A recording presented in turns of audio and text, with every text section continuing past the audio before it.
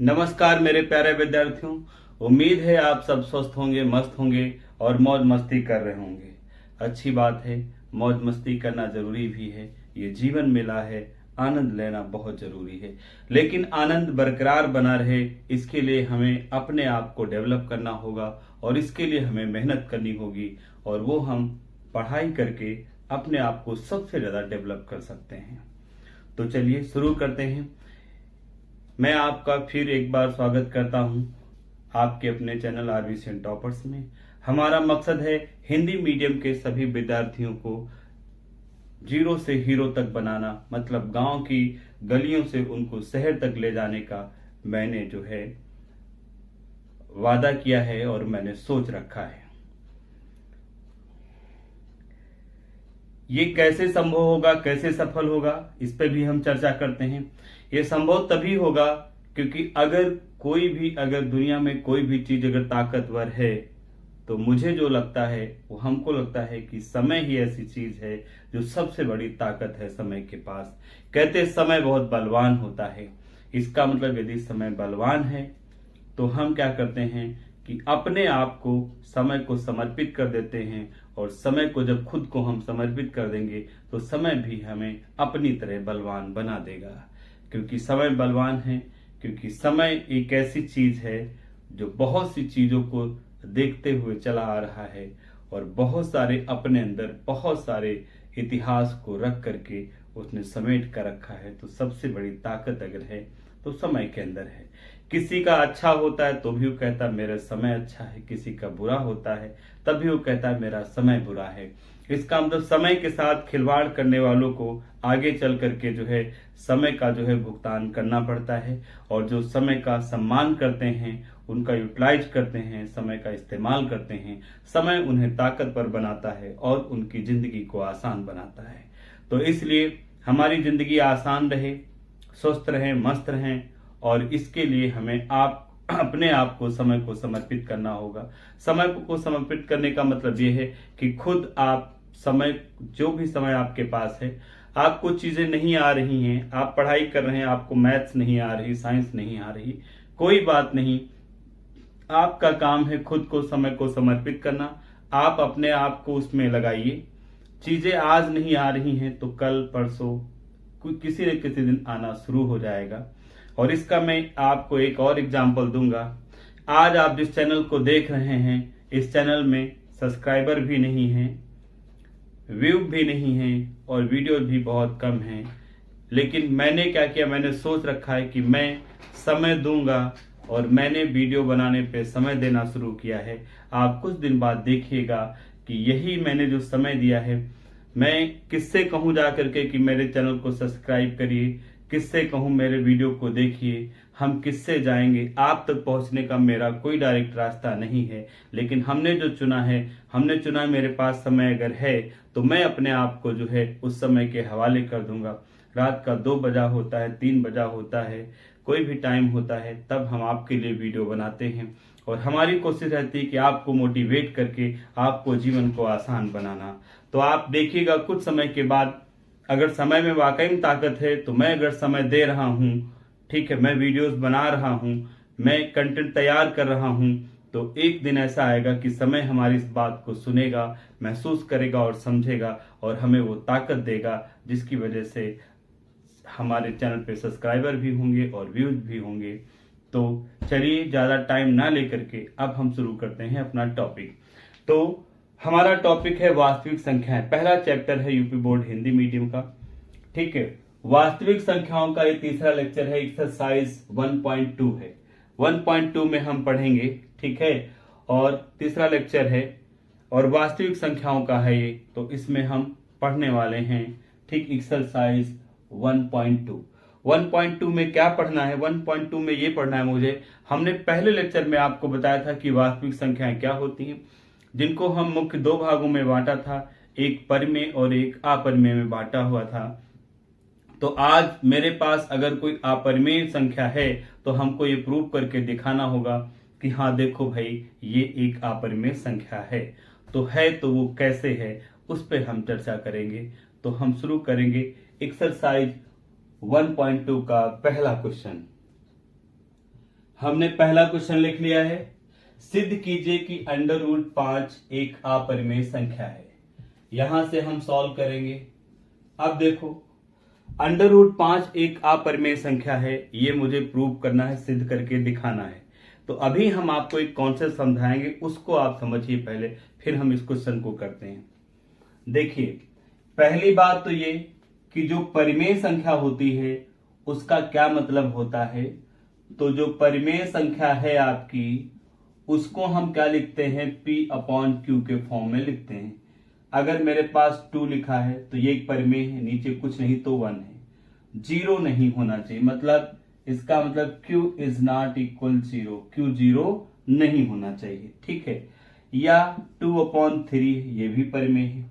तो इस तरीके से जब हम इस फॉर्म में जिसको राइट करते हैं, वो सारी की सारी संख्या हमारी कौन सी होती, परिमेय संख्याएं होती हैं।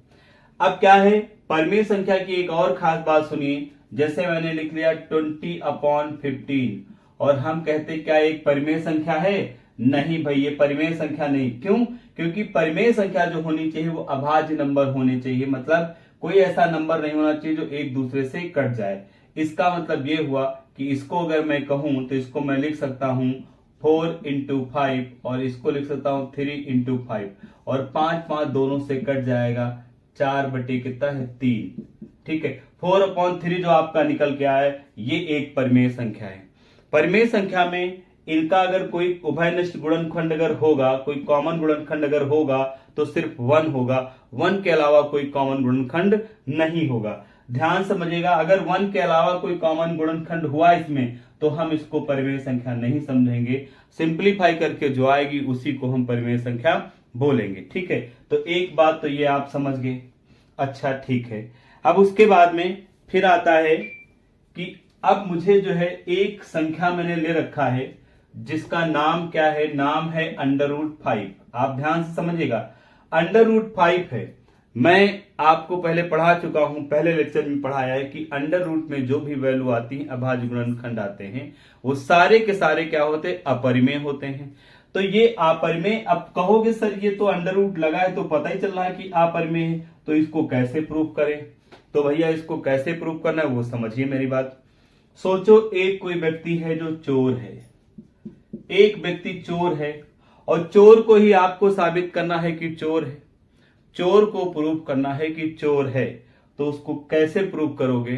तो हम कहेंगे उससे, कहेंगे भैया मान लिया कि आप चोर नहीं हो। चोर को सबसे पहले हम क्या कहेंगे, हम कहेंगे मान लिया आप चोर नहीं हो। तो उससे कहेंगे आप चोर नहीं हो। तो भैया उसको मैंने बोला, हमने कहा चोर नहीं हो, ठीक है भाई, चोर नहीं है, ठीक है, चोर नहीं है, ठीक है। जब चोर नहीं है तो हम क्या करेंगे, अब उसकी तलाशी लेंगे। मेरा खोया हुआ सामान अगर उसके पास मिल जाता है तब तो कहेंगे अब आप चोर हो। तो चोर को पहले चोर कहना बिल्कुल गलत है। आप जानते हैं बिना सबूत के किसी को मुजरिम साबित नहीं किया जा सकता है। वैसे ही चोर को यह कहना कि आप चोर हो, ये गलत बात है। हम कहते कि भाई आप चोर नहीं हो, आपके पास मेरा सामान ये निकला है जो खोया हुआ था मेरा, तो इसका मतलब आप क्या हो, चोर हो। तो ऐसे ही हमको प्रूव करना है कि √5 क्या है, एक अपरिमेय संख्या है। तो सबसे पहले हम कहेंगे माना √5 एक परिमेय संख्या है। क्या है? परिमेय संख्या है। ध्यान से समझिएगा बेटा, बहुत ध्यान से समझिएगा।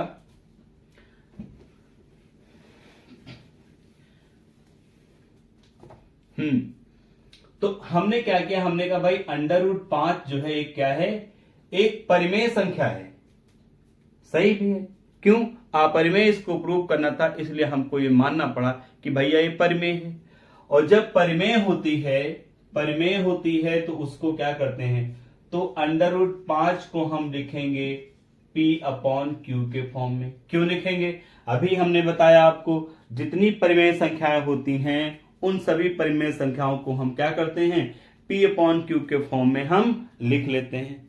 ठीक है भाई, लिख लिया मैंने।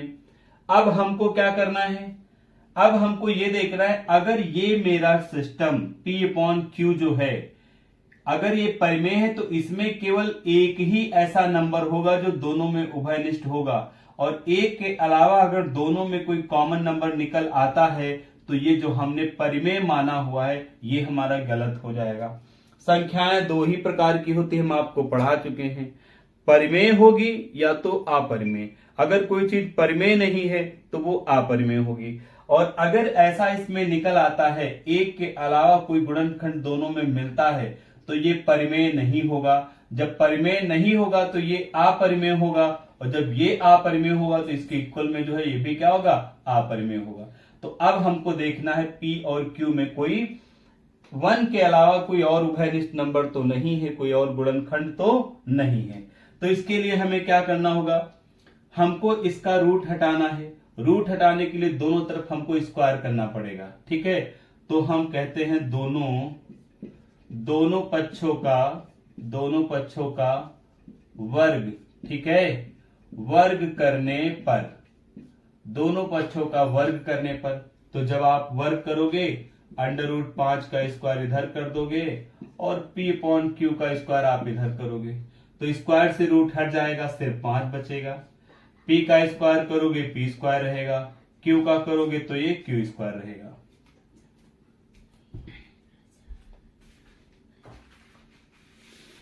उसके बाद में क्या करना है, अब हम क्या करते हैं, इस Q स्क्वायर को यहां से हटा के इधर लाते हैं, तो देखो क्या बन गया, 5Q स्क्वायर, और ये P स्क्वायर हो गया। मैं इसको यहां इधर लिख लेता हूं थोड़ा सा। अब आपके पास है 5Q स्क्वायर और इक्वल P स्क्वायर है। अब एक चीज देखो ध्यान से, यहां पे आपको ये देखना है, जो P स्क्वायर की टोटल वैल्यू है वो इतनी है, और इसका एक खंड कितना है, 5। अगर किसी का कोई खंड होगा, कोई भी गुणनखंड अगर है, तो वो गुणनखंड हमेशा उस पूरे सिस्टम को क्या कर देगा, भाग कर देगा। जैसे मैं 12 को लिख लूं और 12 के गुण हमने कर दिया 4 × 3 कर दिया, इसका मतलब 12 जो है 3 से भी भाग हो जाएगा, 12 4 से भी भाग हो जाएगा, और इसको 2 × 2 कर दिया तो 12 2 से भी भाग हो जाएगा। इसका मतलब ये है कि P स्क्वायर एक टोटल वैल्यू है आपकी, और इसकी वैल्यू जो है 5 × Q स्क्वायर है, तो इसमें देखो 5 एक गुणनखंड आता है। इसका मतलब अगर आप 5Q स्क्वायर को लिखोगे और 5 से डिवाइड करोगे, देखो डिवाइड हो जा रहा है, और ये वैल्यू किसकी है, P स्क्वायर की है। अगर ये डिवाइड हो जा रहा तो P भी डिवाइड हो जा रहा, मतलब भाग हो जा रहा। इसका मतलब ये यहां से क्लियर हो गया कि P स्क्वायर, ठीक है, 5 से क्या है, भाज्य है, ठीक है। भाज्य मतलब भाग हो जाता है। अगर P स्क्वायर 5 से भाग हो जाएगा तो P भी क्या है, तो P भी 5 से भाज्य होगा, ठीक है, भाज्य होगा।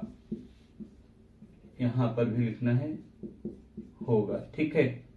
इसको एक क्वेश्चन मान ले लिया हमने। अब यहां से देखो एक बात पता चल गई कि जो P है हमारा 5 से जो है वो भाग हो जाता है, मतलब P का एक गुणनखंड क्या निकलेगा, 5 निकलेगा। ध्यान रखिएगा, P का एक गुणनखंड क्या निकलेगा, 5 निकलेगा। अच्छा ठीक है, अब एक बात और मैं बता दूं, अगर P 5 से भाग हो जा रहा है तो जब भी आप P लिखोगे तो उसमें 5 और गुणे में अन्य नंबर जरूर आएंगे। P 5 से भाग हो जा रहा है तो 5 से भाग होने की संख्या कौन कौन हो सकती है, 5 हो सकता है, 10 हो सकता है, 15 हो सकता है, 20 हो सकता है, 25 हो सकता है। और इन सब को लिखोगे 5 × 1, 5 × 2 हो जाएगा, 5 × 3 हो जाएगा, 5 × 4 हो जाएगा, 5 × 5। देखो 5 सब में आएगा, इधर का नंबर बदलता रहता है। तो इसका मतलब अगर P 5 से भाग हो जा रहा है तो हम P को लिख सकते हैं 5M। M लिख लो, K लिख लो, C लिख लो, कुछ भी लिख लो, बस कोई एक वेरिएबल होना चाहिए, मतलब चर नंबर होना चाहिए, ठीक है। तो इसका मतलब ये है, इसकी वजह से हम लिख सकते हैं, ठीक है, हम लिख सकते हैं था P इक्वल लिख सकते हैं 5M। अब यही P की वैल्यू, इसको समीकरण 1 दो, इसको 2 दे दो, यही P की वैल्यू समीकरण 1 में रख दो। अब क्यों, अभी P तो देख लिया 5 से भाग हो रहा है, अब हमको Q भी देखना है, Q भाग हो रहा है कि नहीं हो रहा है। तो अब हम क्या करते हैं, हम लिखते हैं P का मान समीकरण 1 में रखने पर। जब समीकरण 1 में जब रखोगे तो इधर है 5Q² है, इधर इक्वल का साइन लगाए, जहां P की वैल्यू है वहां पे लिखा 5M, बट ये P का मान है, यहाँ स्क्वायर है तो पूरे पर स्क्वायर लग जाएगा। अब ये आपका 5Q² हो गया, 5 स्क्वायर लगा है, ब्रैकेट लगा है, सबका स्क्वायर करोगे, 5 का स्क्वायर करोगे 25 होगा, M का करोगे M² होगा। मुझे Q निकालना है तो 5 को इधर से ले जाओ, इधर गुणे में है तो इधर भाग में जाएगा, मतलब डिवाइड में जाएगा। तो 25M² अपॉन में आएगा 5, 5 पंजा 5 5 जा। ठीक है, अब देखो कहानी यहां पर, जो अब आपको कहानी समझना है उसको देखो ध्यान से। अब यहां पे Q² जो निकला है आपका, देखो 5M² निकला। अब देखो यहां पर Q² का भी एक गुणनखंड कितना है 5, इसका मतलब Q² भी 5 से क्या हो जाएगा, भाग हो जाएगा। ध्यान समझिएगा, Q² भी क्या करेगा, 5 से भाग हो जाएगा। तो इसका मतलब लिख सकते हैं हम, क्या लिख सकते हैं, लिख सकते हैं Q², ठीक है, 5 से विभाज्य है, विभाज्य है। ठीक है, भाज्य की जगह विभाज्य लिख लो, ज्यादा सही रहेगा, विभाज्य है। ठीक है, तो यहां भी लिख लो विभाज्य होगा, विभाज्य। अब जब Q² विभाज्य है तो केवल Q भी विभाज्य रहेगा, तो इसका मतलब ये हो गया, हम लिख सकते हैं यहां पर, क्या लिख सकते हैं, Q भी 5 से विभाज्य होगा। ये हमने थर्ड नाम दे दिया, क्वेश्चन थर्ड। अब आप देख लो, समीकरण आपकी जो 2 है वो ये कहती P भी 5 से भाग होगा, समीकरण 3 कहती Q भी 5 से भाग होगा।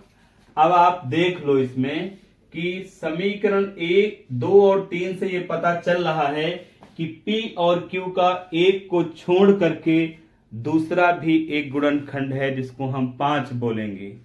समझ गए हमारी बात, बहुत अच्छी तरीके से समझ लो इसको।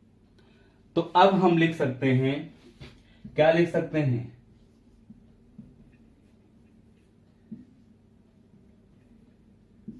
समीकरण 2 व 3 से स्पष्ट है कि P व Q का एक के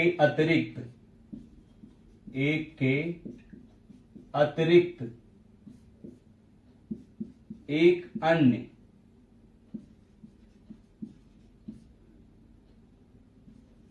उभयनिष्ठ मतलब कॉमन, उभयनिष्ठ, ठीक है, गुणनखंड 5 भी है। क्या है, 5 भी।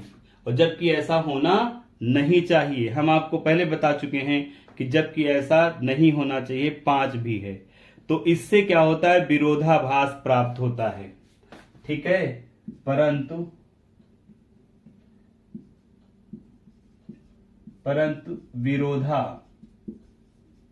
विरोधाभास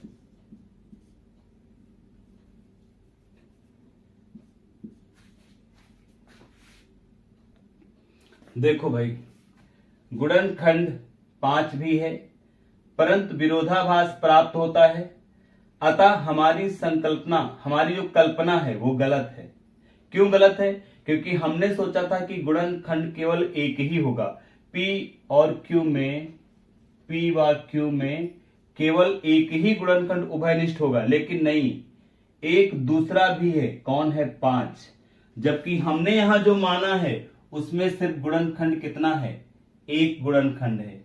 चाहो तो आप यहां पर लिख भी सकते हो, यहां पर बताया भी जा सकता है, लिखा भी जा सकता है कि हाँ गुणनखंड, और यहां पे हम ये भी लिख सकते हैं Q इज नॉट इक्वल 0। ठीक है, चाहो तो मैं यहां पे लिख भी दूं, आप लिख भी सकते हो लिख सकते हैं हम,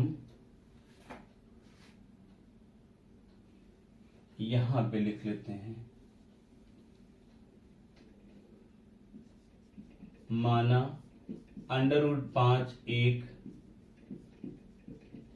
परिमेय संख्या है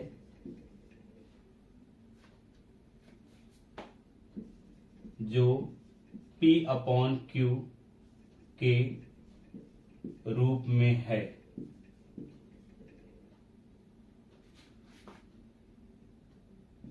P व Q का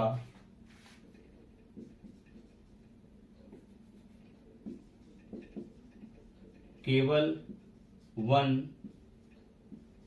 उभय निष्ठ गुणनखंड है। ठीक है, यहां पे P है बेटा, P तो केवल उभयनिष्ठ 1 है। यहां पे कितना है 1, दोनों पक्षों का वर्ग करने पर। तो यहां पे देखो गुणनखंड कितना है 1 है। हम सॉल्व करते करते गए तो हमको गुणनखंड कौन मिलता है, 5 भी मिलता है। इसका मतलब ये तो विरोधाभास हो गया, जो हमने सोचा था वैसा नहीं है, 5 है। इसका मतलब जो हमने यहां कल्पना की है, जो माना है, कल्पना करना मतलब जो मानते हैं, तो जो माना है वो गलत माना है। क्या गलत माना है कि ये P/Q एक परिमेय संख्या है, ये गलत माना है। तो ये P/Q परिमेय नहीं होगा तो क्या होगा, तो हमने आपको बताया वास्तविक संख्याओं के 2 ही भाग हैं। अगर परिमेय नहीं होगा तो अपरिमेय होगा, ये ध्यान रखना। ठीक है, तो ये हो गया, आप इसको अच्छे से कर लीजिए। अब जहां पे √5 लिखा है, यहां कोई भी अभाज्य नंबर हो सकता है, √2 हो सकता है। ऐसे करोगे, जहां जहां 5 आया है वहां 2 आएगा तो 2 से विभाजित होगा। अगर √3 हो गया तो जहां जहां 5 है वहां 3 आएगा। ठीक है, तो 3 से विभाजित हो जाएगा। 7 होगा तो 7 से हो जाएगा। ठीक है, तो ये है बेटा। तो उम्मीद करता हूं कि आप समझ गए होंगे। अगर कुछ भी समझ में नहीं आया है तो आप जरूर कमेंट्स करेंगे, हम पूरा प्रयास करेंगे आपको बेहतर ढंग से समझाने की। और फिर मैं कहूंगा कि जिस दिन आपने अपने आप को समय को समर्पित कर दिया, उसके कुछ दिन बाद देखिएगा कि आप में जो बदलाव होगा वो आप सोच नहीं सकते हैं। हम फिर आपसे कहते हैं कि आप एग्जाम्पल देखिएगा। आज आप जिस चैनल को देख रहे हो, आपने भी सब्सक्राइब नहीं किया है इसको, कोई बात नहीं है। कुछ दिन के बाद आप खुद ढूंढ करके चैनल को सब्सक्राइब करोगे। क्यों? क्योंकि मैंने खुद को समय को समर्पित कर दिया है। इसका मतलब समय और नेचर का उनका खुद का काम है। मुझे ग्रो कराना, मुझे डेवलप करना, वो उनका काम है। मेरा काम है, मेरे पास जो है, मेरे बस में जो है, मेरे बस में इतना है कि मैं सिर्फ काम कर सकता हूं। फल क्या मिलेगा ये मेरे हाथ में नहीं है। मेरे हाथ में सिर्फ ये है कि मैं अपने आप को समय को समर्पित करूंगा और जितनी मेहनत हो सकेगी उतनी हम करेंगे। समय का दुरुपयोग नहीं करेंगे। समय खुद इस बात को समझेगा और इस चीज को जो है आगे बढ़ाएगा। तो आप खुद देखिएगा, आपने आज चैनल को सब्सक्राइब नहीं किया है, किसी को शेयर नहीं किया है, कुछ दिन के बाद आप खुद बताओगे लोगों को इस चैनल के बारे में। चलिए वीडियो को पॉज करके नोट कर लीजिए, फिर हम बात करते हैं अगले क्वेश्चन की। अब ये क्वेश्चन नंबर 2 है बेटा, इसको आप देखिए ध्यान से। ठीक, क्वेश्चन को पढ़िए और सोचिए, समझने की कोशिश कीजिए कि हम इसको कैसे सॉल्व करेंगे। बहुत अच्छे तरीके से सॉल्व करेंगे, बस आप बने रहिए आप मेरे साथ।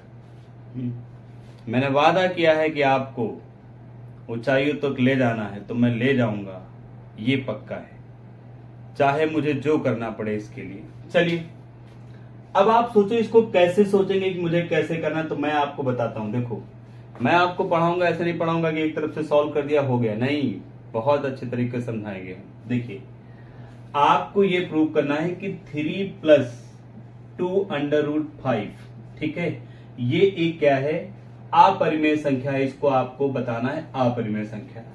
अब एक बात और, मैं इस चैप्टर का जो पहला लेक्चर है बहुत इंपॉर्टेंट है इन चीजों के लिए। उसमें हमने आपको बताया है कि प्राकृतिक संख्या वो भी परिमेय संख्या होती है, पूर्णांक जो होते हैं वो भी हैं, पूर्ण संख्याएं वो भी सारी की सारी परिमेय संख्या होती हैं। और परिमेय संख्याओं का जो जोड़ घटाना गुणा भाग होता है वो भी परिमेय ही होता है, ध्यान रखो। परिमेय संख्याओं का जोड़ घटाना भी वो परिमेय संख्या ही होता है। फिर से मैं बता रहा हूं, पूर्णांकों जितने पूर्णांक हैं सारे के सारे पूर्णांक परिमेय संख्या है, और सभी पूर्णांकों का जोड़ घटाना गुणा भाग भी वो भी क्या होता है, परिमेय संख्या ही होता है। ये चीज जो मैं बता रहा हूं आपको याद रखना पड़ेगा। पूर्णांक की बात जैसे करता हूं तो कौन है, हमने आपको पढ़ा है प्लस माइनस में जो नंबर आपके पास लिखे होते हैं बट डेसिमल में नहीं होने चाहिए, वो सारे के सारे पूर्णांक हैं, ठीक है। तो पूर्णांकों का जोड़ घटाना मतलब परिमेय संख्या की बात करें तो पूर्णांक देखो, अंडर रूट वाली छोड़ करके जितने नंबर हैं वो सारे के सारे आपके परिमेय संख्याएं। परिमेय संख्याओं का जोड़ घटाना गुणा भाग वो भी परिमेय ही होता है। तो काम इसमें भी वही करना है, इसको मुझे प्रूव करना है अपरिमेय, तो हमको इसको क्या मानना पड़ेगा, पहले परिमेय मानना पड़ेगा भैया, परिमेय। तो देखो ध्यान से, सबसे पहले फिर हम वही बात कहेंगे, माना 3 + 2 √ 5 एक परिमेय संख्या है। क्या है भैया, परिमेय संख्या है, ये ध्यान रखिएगा भाई, ठीक है। परिमेय संख्या है तो चलो हम इसको मान लिया परिमेय, तो इसलिए 3 + 2 √ 5 को परिमेय संख्या है तो इसको हम P/Q के फॉर्म में लिख सकते हैं, ठीक है, लिख सकते हैं। क्यों लिख सकते हैं, और Q 0 नहीं होगा, ठीक। क्यों लिख सकते हैं, क्योंकि भाई परिमेय संख्या को हम P/Q के फॉर्म में लिखते हैं, ठीक है भाई। चलिए अब देखो, जो रूट वाला नंबर है उसको मुझे एक तरफ रोकना है, ध्यान रखिएगा।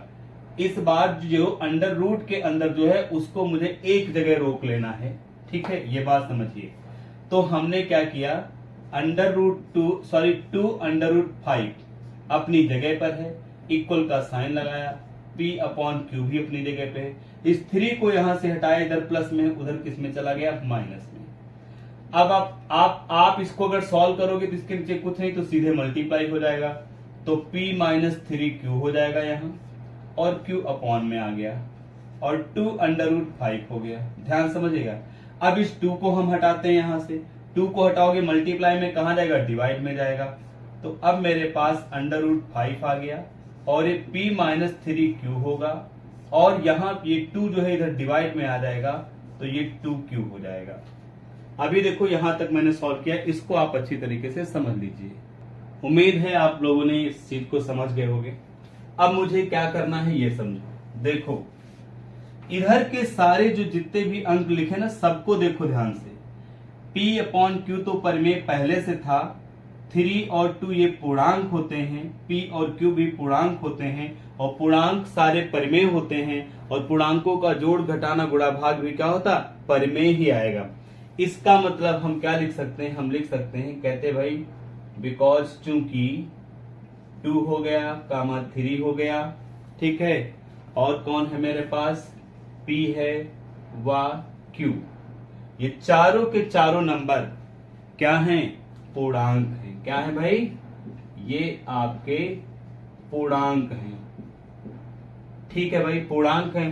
तो पूर्णांक है तो इससे क्या होगा, अरे पूर्णांक हैं तो इसलिए ये जो पूरा लिखा हुआ है आपका P - 3Q अपॉन 2Q, ये पूर्णांक हैं। पूर्णांक का जोड़ घटाना गुणा भाग सब परिमेय होता है, तो इनका भी ये देखो जोड़ घटाना गुणा भाग जो भी है वो भी क्या होगा, परिमेय होगा। तो ये जो मैंने यहां पर लिखा हुआ है ये भी आपका क्या है, एक परिमेय संख्या है।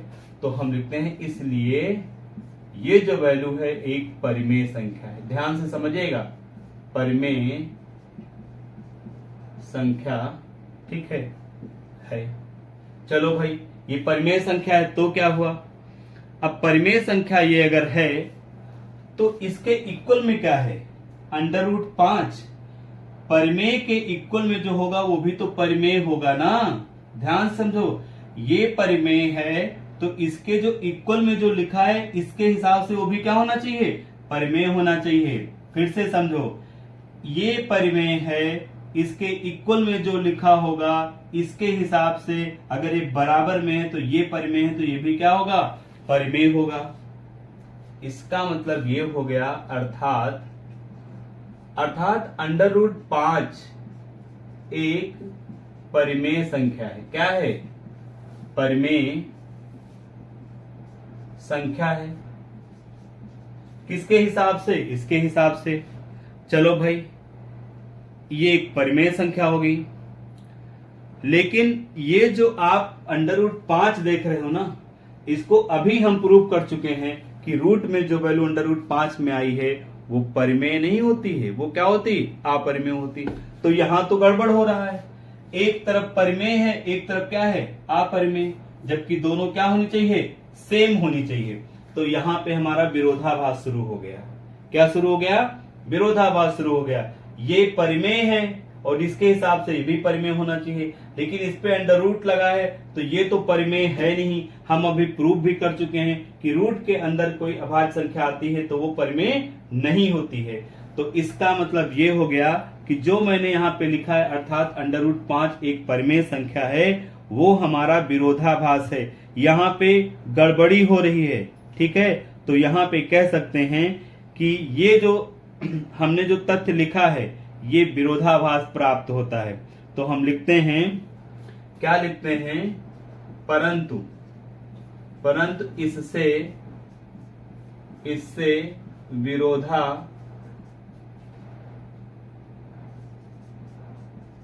ठीक है, परंतु इससे क्या प्राप्त होगा, क्या प्राप्त होगा भाई, सोचो।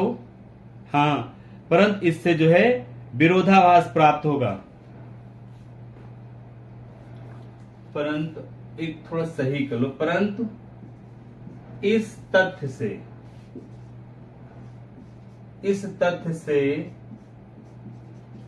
विरोधा नहीं, इस तथ्य का से नहीं, ये जो हमने तथ्य लिया है इस तथ्य का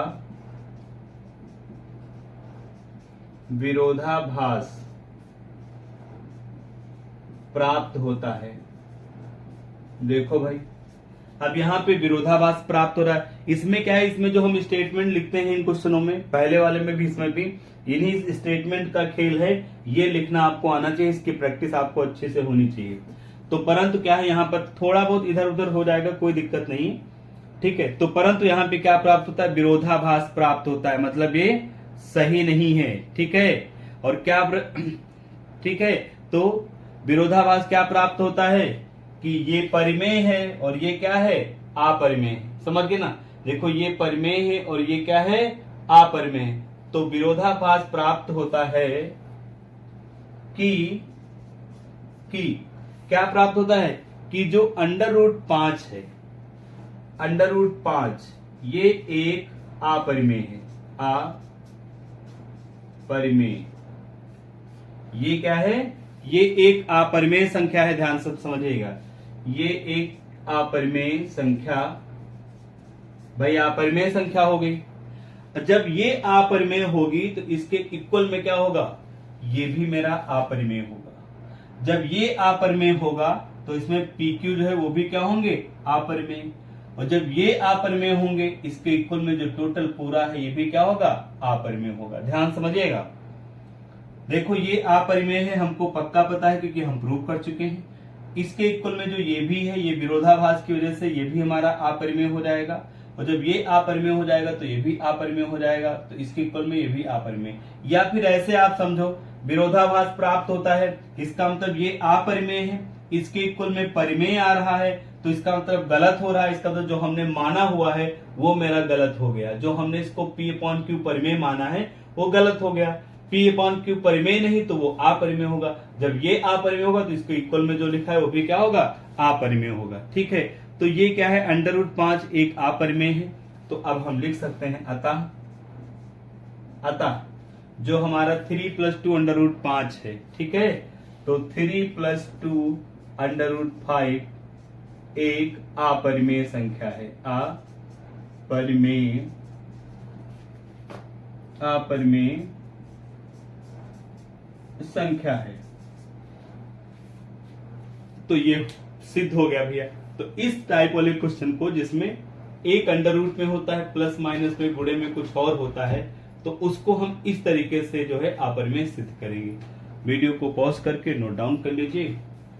और यदि कहीं कुछ भी अगर समझ में नहीं आता है तो आप निसंकोच कमेंट्स कीजिए, अपनी कमजोरी को बताइए। ठीक कहते हैं, एक टीचर है, एक डॉक्टर है, एक लॉयर है, इनसे अगर आप अपनी कमी को छुपाओगे तो आपका सही डॉक्टर होगा, सही इलाज नहीं हो पाएगा, वकील होगा तो सही केस नहीं लड़ पाएगा, और अगर टीचर होगा तो आपको सही से समझा नहीं पाएगा। ठीक है, तो इसलिए अपनी कमी को ठीक है बताइए, मैं उसको समझूंगा और फिर हम आपके लिए कुछ नए तरीके से हम काम करने की कोशिश करेंगे। मैं ये वादा है कि आपको जब तक हम पढ़ा नहीं लेंगे, सिखा नहीं लेंगे, तब तक हम छोड़ने वाले नहीं हैं। आप चैनल को सब्सक्राइब करें या ना करें वो आपका काम है, लेकिन हमने जो ठाना है वो हम करके रहेंगे। आपको हर हाल में हम सिखा के ही मानेंगे। तो वीडियो को पॉज करके नोट डाउन कर लीजिए। अब आते हैं क्वेश्चन नंबर 3 पर। क्वेश्चन नंबर 3 में बोला गया, सिद्ध कीजिए कि निम्नलिखित संख्याएं अपरिमेय हैं, जिसमें फर्स्ट पार्ट है 1/√2, सेकेंड है 7/5 और फिर है 6 + √2। हम क्या करते हैं, हम सबसे पहले फर्स्ट नंबर का सॉल्व करते हैं, 1/√2। ठीक है, तो हम क्या करते हैं, हम लिखते हैं माना, वही जो पीछे अलग किया है, माना 1/√2 एक परिमेय संख्या है। एक क्या है, परिमेय संख्या है। ध्यान समझिएगा, परिमेय संख्या है। ठीक है भाई, परिमेय संख्या मान लिया। और जब ये परिमेय होगी, अगर ये परिमेय संख्या है तो इसको किस फॉर्म में लिखते हैं भाई, हैं किस फॉर्म में लिखेंगे हम, ये ध्यान रखिएगा। ठीक है, परिमेय संख्या में है तो इसको हम क्या लिख सकते हैं, इसलिए 1/√2 = p/q लिख लिया। ठीक है, जहां q इज नॉट इक्वल 0 होगा। अच्छा, अब एक चीज और देखो, अर्थात p व q सह अभाज्य, चलो इसको लिखने की कोई जरूरत नहीं, सहभाज्य है, ये लिखने की जरूरत नहीं। अब देखो, अंडर रूट वाला टर्म्स एक तरफ होना चाहिए और है भी। पहले भी सेकंड क्वेश्चन में हमने बताया था √2, जो अंडर रूट वाला है उसको एक तरफ रखना है, बट डिनोमिनेटर में है, मतलब हर में है, इसको आप क्या करोगे, व्युत्क्रम कर लोगे, उल्टा कर लोगे, नीचे का ऊपर, ऊपर का नीचे। तो अब ये बन जाएगा √2 = q/p। अब देखो q/p बन गया। अब देखो p और q क्या है भाई, p और q को अगर आप देखो ध्यान से तो p और q क्या है, p q जो हमारे हैं, ठीक है, वो आपके पूर्णांक हैं, और पूर्णांकों का जो गुणा भाग होता है, ठीक है, वो भी क्या होता है, परिमेय संख्या ही होता है। इसका मतलब ये हम कह सकते हैं चूंकि P और Q क्या है भाई, पूर्णांक हैं, पूर्णांक, ध्यान रखिएगा, ये पूर्णांक है, P Q हमारे पूर्णांक हैं, और पूर्णांक होने की वजह से इसलिए जो हमारा Q/P लिखा हुआ है, Q/P ये क्या बनेगा, एक परिमेय संख्या होगा। क्यों होगा भाई, हम पहले बता चुके, जो पूर्णांकों का गुणा भाग जो भी होता है वो परिमेय होता है। तो ये देखो, भाग में ही तो लिखा, अपॉन में भाग में लिखा होता है, तो ये एक परिमेय है। ये क्या है, एक परिमेय संख्या होगी, ये ध्यान रखिएगा, ये एक परिमेय संख्या बनेगी।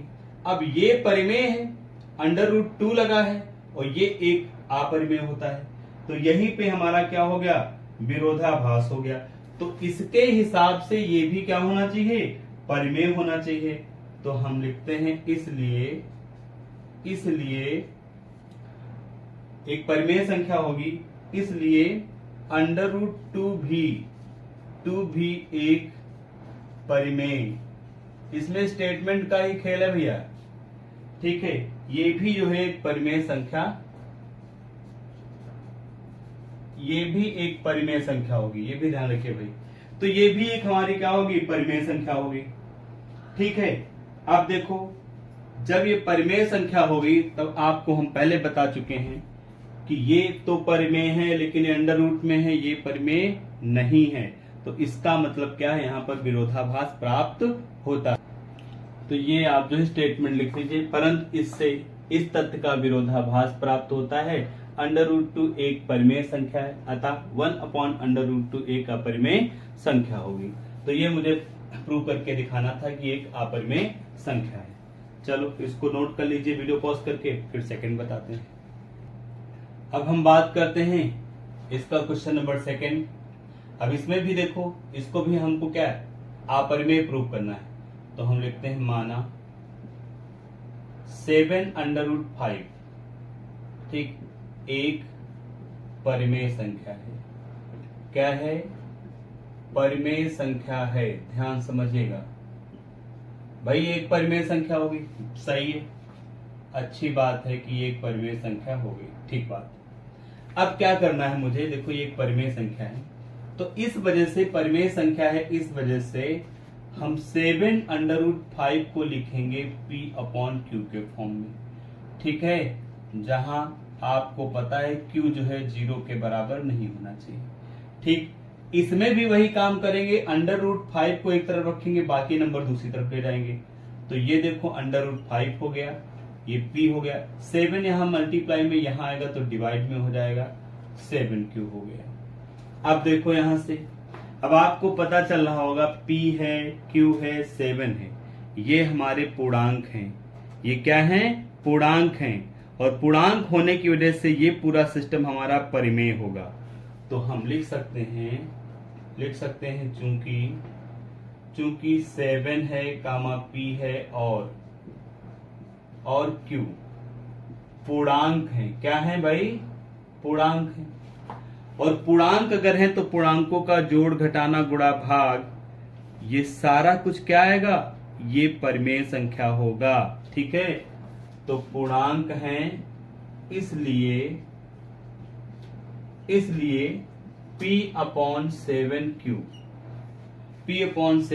ये क्या होना चाहिए भाई, बताओ, P/7Q क्या होना चाहिए, ये भी एक परिमेय संख्या होनी चाहिए। तो P/Q एक परिमेय संख्या होगी, ये भाई परिमेय संख्या होगी। अब आप देखो ये परिमेय संख्या होगी और इसके इक्वल में क्या है, अंडर रूट में √5 है, और √5 को हम पहले जानते हैं क्या है, अपरिमेय। तो यहाँ विरोधाभास हो गया, ये मेरा परिमेय बनना है और ये क्या बनना है, अपरिमेय बनना है। तो यहीं पर हमारा क्या हो गया, विरोधाभास हो गया। तो इसलिए √5, ठीक है, इसके हिसाब से √5 भी परिमेय होगा। तो इसलिए √5 एक परिमेय संख्या है। अब इसके हिसाब से √5 एक परिमेय संख्या है, जबकि आपको मैं पढ़ा चुका हूं कि √5 जो है वो परिमेय संख्या नहीं है, ठीक है, परिमेय संख्या होगी, लिखो है, होगी, लेकिन ये परिमेय संख्या, ये रूट लगा है इसलिए परिमेय संख्या नहीं है, ये बात हम लोग पहले पढ़ चुके हैं। तो इस तथ्य का अब विरोधाभास हो गया, इस तथ्य का क्या हो गया, ठीक है। तो लिख सकते हैं परंतु इससे इस तथ्य का विरोधाभास, ठीक है, इससे क्या होगा, ये जो तथ्य हमारा है इससे विरोधाभास जो है वो प्राप्त होता है कि, और क्या प्राप्त होता है विरोधाभास, विरोधाभास ये प्राप्त होता है कि √5 है आपका, जो √5 है ये वाला, जो √5 है आपका, ये एक अपरिमेय संख्या है। रूट लगा है तो ये अपरिमेय संख्या है, ये परिमेय है, ये अपरिमेय आ रहा, तो आपस में विरोधाभास हो गया। ठीक है, तो यही विरोधाभास हो गया कि √5 एक अपरिमेय संख्या है,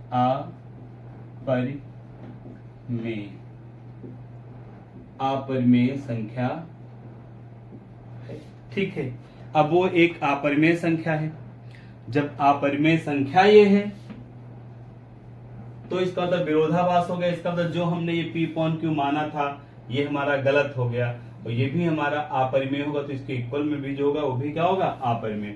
अतः 7√5 एक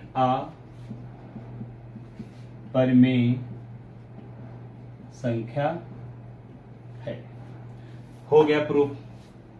लगभग सेम है सब। स्टेटमेंट लिखना आपको आ जाए, थोड़ा सा सीख जाओ, बस ध्यान देना है कि हमको क्या इसमें करना है, बस उसी पे काम करना है। वीडियो पॉज करके नोट डाउन कर लीजिए। अब देखिए थर्ड पार्ट इसका, सारे क्वेश्चन वैसे होंगे उसी बेसिस पर। अपरिमेय प्रूव करना है, सबसे पहले वही काम करेंगे। माना √2 एक परिमेय संख्या है, परिमेय संख्या है। जब परिमेय संख्या होगी तो हम क्या करेंगे, 6 + √2 को p/q के फॉर्म में राइट करेंगे। ठीक है, जहां जो q है वो 0 के इक्वल नहीं होना चाहिए। ठीक बात। फिर वही काम करेंगे, रूट वाला जो है उसको आपको एक तरफ रोकना है, तो √2 को मैंने यहीं पे रोक लिया। p/q ये 6+ का उधर जाएगा तो माइनस का हो जाएगा। इसका मतलब क्या हो गया, चाहो इसको और सॉल्व करो या इतने पे भी रोक दोगे तब भी सही है। सॉल्व कर लेता हूं मैं, p-6q/q ये हो गया।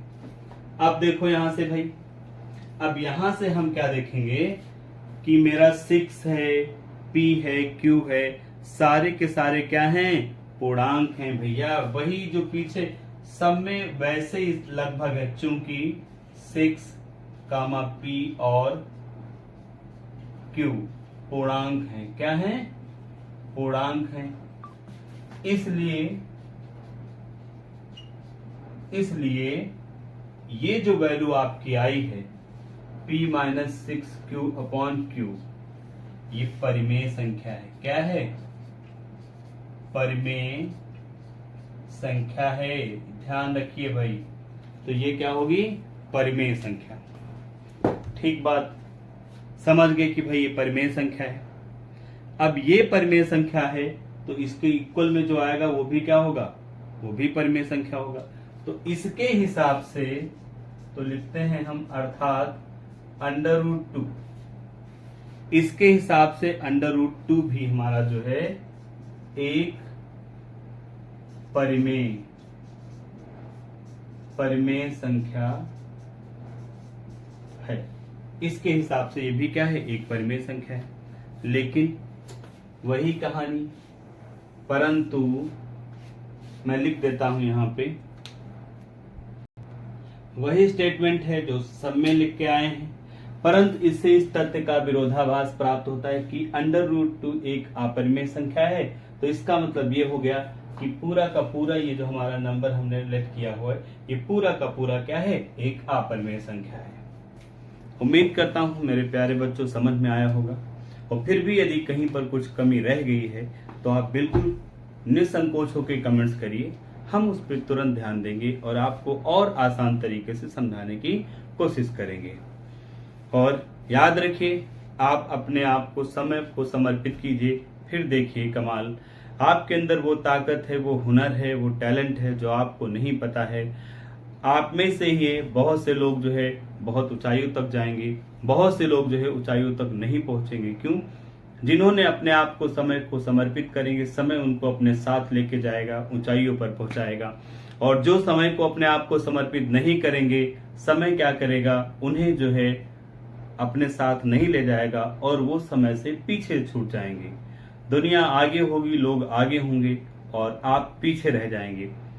तो ये तभी संभव है जब खुद को समय को समर्पित करोगे, तो आप बिल्कुल बहुत आगे तक जाएंगे। वीडियो को पॉज करके नोट डाउन कर लीजिए। अब मिलते हैं अब अगली क्लास में अगले दिन, तब तक के लिए इंतजार कीजिए।